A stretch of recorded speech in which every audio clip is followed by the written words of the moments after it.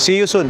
Ay, grabe naman talaga. Pero nasa kabukiran tayo. Pero bet may mga big bike dyan. Ano ba to? FJ Moto.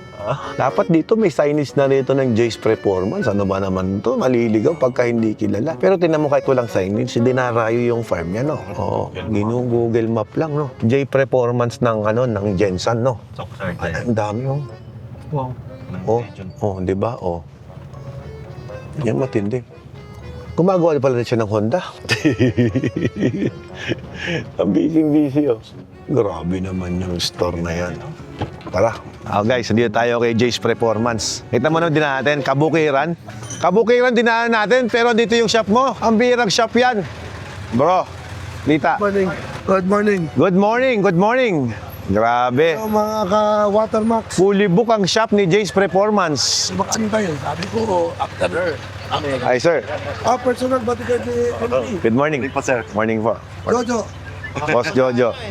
Team Pacquiao. unang customer ko, change time ka agad. Oh. Team Pacquiao. Pag kasi 2 araw hindi natulog.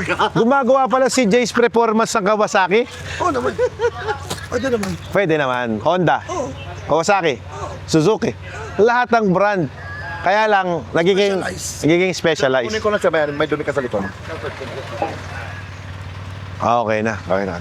Talaga pag bodyguard ganyan, every little detail napapansin. Sana isa sa ganyan eh. Ayan, may tapi ka na. Balik mo. Uy! Naalala.